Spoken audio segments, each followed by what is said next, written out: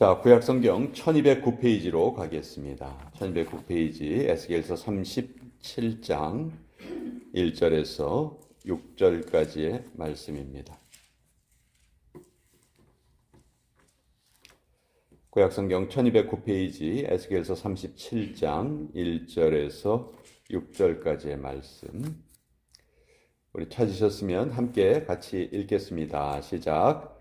여호와께서 권능으로 내게 임재하시고 그의 영으로 나를 데리고 가서 골짜기 가운데 두셨는데 거기 뼈가 가득하더라. 나를 그 뼈 사방으로 지나가게 하시기로 본즉 그 골짜기 지면에 뼈가 심이 많고 아주 말랐더라. 그가 내게 이르시되 인자야 이 뼈들이 능히 살 수 있겠느냐 하시기로 내가 대답하되 주 여호와여 주께서 아시나이다. 또 내게 이르시되 너는 이 모든 뼈에게 대언하여 이르기를 너희 마른 뼈들아 여호와의 말씀을 들을지어다. 주 여호와께서 이 뼈들에게 이같이 말씀하시기를 내가 생기를 너희에게 들어가게 하리니 너희가 살아나리라. 너희 위에 힘줄을 두고 살을 입히고 가죽으로 덮고 너희 속에 생기를 넣으리니 너희가 살아나리라.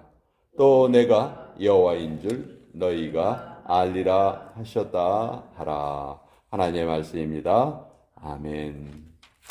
자, 에스겔서 37장의 이 내용, 에스겔서 전체뿐만이 아니고 성경 전체에서도 아주 잘 알려져 있는 그런 내용입니다.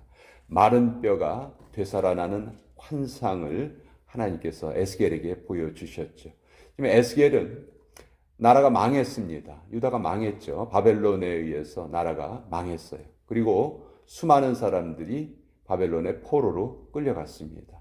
그 포로로 끌려간 사람 중에 한 사람이 바로 이 에스겔이었습니다. 에스겔이 나이가 30세가 되었을 때 하나님께서 그 포로 가운데 있는 에스겔을 들어서 하나님의 말씀을 전하게 하십니다. 그러니까 똑같이 포로로 살아가고 있는 중에 이 에스겔은 하나님의 영으로 충만해서 하나님의 말씀을 계속 전하고 있는 거예요. 여러분, 우리가 그때 포로로 끌려갔던 이스라엘 백성들 중에 한 사람이라고 한번 생각을 해봅시다. 우리의 날마다 잠이 깼을 때 자기의 나라가 아닌 바벨론에서 잠을 깨고 거기에서 포로의 삶이 편안한 삶이 아니잖아요.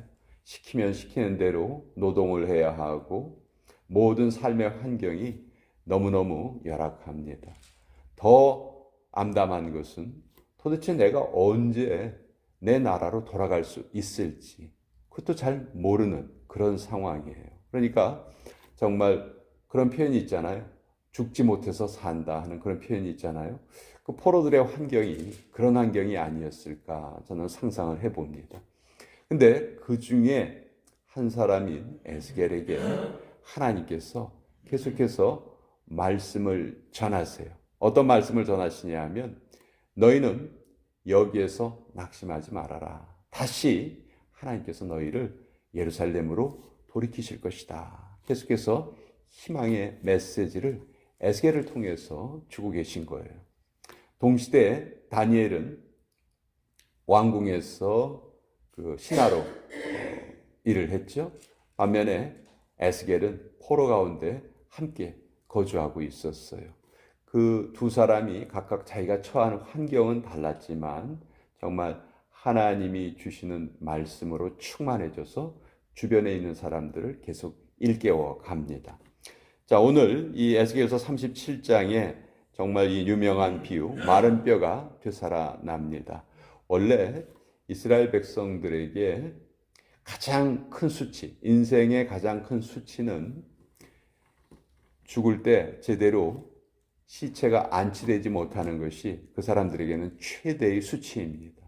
그런 사람들은 이 세상에 태어나지 않은 사람들보다 못하다. 그게 이스라엘 사람들의 기본적인 생각이에요.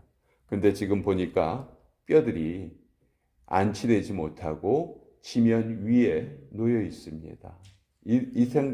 이 말씀을 딱 들으면 우리가 생각하는 거하고 이 유대인들이 이 말씀을 받는 거하고는 그 강도가 달라요. 가장 비참한 상황을 유대인들은 머릿속에 떠올리게 됩니다. 자, 그렇게 땅 바깥으로 나와 있는 뼈들, 또 햇볕이 따가우니까 그것이 완전히 말라버렸어요. 자, 이 말라버린 뼈들은 사실 생명체로서의 아무런 가치가 없습니다. 그 생명이라고 할 수가 없죠. 그렇죠? 우리가 예를 들어서 우리도 쉽게 뼈를 볼 수 있어요. 우리 닭 같은 거 드시면요. 닭을 드시다가 그 뼈 같은 게 이렇게 바깥에 이제 먹다 보면 나올 수가 있잖아요. 그 뼈 하나를 우리가 가치 있게 생각하지 않습니다. 그럼 그냥 쓰레기통에 버리는 거죠. 근데 그런 뼈가 지금 보면은 되살아납니다. 여기에 힘줄이 생기고요. 살이 입히고 그 위에 가죽으로 덮고 또 결정적으로 그 위에 하나님이 생기를 부어주세요. 여기에 이 생기라는 요 단어는 하나님이 처음에 사람을 창조하시고 그 코에 생기를 불어넣으니 그가 생명이 된지라. 창세기에 보면 그 구절이 있죠. 거기에 하나님이 생기를 불어넣어 주셨다 할 때 그 생기하고 똑같은 단어예요. 하나님의 영이 임하셨다는 거예요. 하나님의 영이 임하셨더니 그 마른 뼈가 큰 군대가 되었다. 결국 이 환상을 보여주시면서 에스겔에게 말씀하시는 것은 뭘까요? 너희들이 지금 너희가 보기에는 마른 뼈와 같이 정말 소망이 없는 그런 상황이지만 반드시 너희들은 군대가 될 것이다. 큰 군대가 될 것이다. 큰 여호와의 군대가 될 것이다. 내가 너희들을 다시 예루살렘으로 돌이켜 그곳에 돌아가도록 하겠다. 지금 에스겔에게 이 말씀을 하나님이 하고 계시는 거예요. 자, 우리가 이 마른 뼈의 환상을 그냥 능히 누구에게나 일어나는 일로 이렇게 오해하는 경우가 있는데요. 그렇지 않습니다. 이 세상의 모든 마른 뼈가 다 살아날까요? 그렇지 않죠. 이 세상의 모든 뼈가 다 살아나는 것이 아니고 살아난 대상들이 있습니다. 그 대상들이 4절에 나와 있는데요. 이 뼈들이 살아나기 위한 가장 결정적인 조건이 여기 기록되어 있어요. 4절에 이렇게 되어 있죠. 또 내게 이르시되 너는 이 모든 뼈에게 대언하여 이르기를 너희 마른 뼈들아 여호와의 말씀을 들을지어다. 마른 뼈들이 살아나기 위해서는 무엇이 있어야 됩니까? 하나님의 말씀을 들어야 한다. 이것이 가장 중요한 조건이죠. 마른 뼈들이 살아나고 싶어도 하나님의 말씀이 임하지 않으면 살아날 수가 없다는 것이죠. 그러니까 하나님의 말씀이 우리 모든 사람들, 특히 믿는 사람들에게 얼마나 큰 역할을 하는지 우리가 알 수가 있어요. 이 37장에 보면 에스겔이 하나님의 말씀을 3번 대언합니다. 3번 대언할 때 마른 뼈가 사람이 되고 또 생기가 그 안에 들어가고 또 그 완전한 큰 군대로 바뀌게 되는 것이죠. 여러분, 우리가 하나님의 은혜를 늘 사모해요. 근데 우리가 하나님의 은혜를 사모한다 하면서 우리가 자꾸 그 은혜를 어느 쪽으로 몰고 가냐 하면 의식주의 환경으로 몰고 가는 경우가 많아요. 우리 하나님의 백성들도 의식주가 풍성할 때 하나님의 은혜가 임한 것이라고 그렇게 감사하고 그런 경우가 많죠. 맞아요. 그 하나님의 은혜가 그렇게 나타나는 경우가 있죠. 그러나 더 근원적인 은혜는요, 하나님의 말씀이 들려지는 은혜예요. 이것이 크리스찬의 가장 큰 은혜다. 하나님의 말씀이 들려지면요, 의식주의 환경이 비록 풍성하지 못하다 할지라도 그 사람은 정말 하나님의 은혜 속에 살아가게 돼요. 반면에 의식주가 풍성하다 할지라도 하나님의 말씀이 들려지지 않는 상황에서 살면은 자기는 잘 사는 것처럼 느낄 수 있어도 영적으로 보면 결코 건강한 삶이라고 할 수가 없는 것이죠. 그래서 우리에게 특히 크리스찬들에게 가장 중요한 것은 하나님의 말씀이 들려지는 것이다. 근데 하나님의 말씀을 들으려면 하나님의 말씀을 가까이 해야 되겠죠. 그걸 자꾸 생각해야 되겠죠. 묵상해야 되겠죠. 이것이 나에게 어떻게 적용되는 것인가 고민을 해야 되겠죠. 네. 우리가 그런 삶을 살아갈 때만이 하나님의 생기가 우리 안에 들어올 수 있고 마른 뼈와 같은 상황이라 할지라도 큰 군대로 바뀌게 될 수 있다. 결국 부흥은요, 하나님의 말씀이 들려지는 것이고요. 또 그 하나님의 말씀이 들려지면 그 결과가 뭐냐 하면 내가 하나님이 여호와인 줄을 알게 됩니다. 예. 그 6절 뒷부분에 보면 이렇게 돼 있죠. 또 내가 여호와인 줄 너희가 알리라.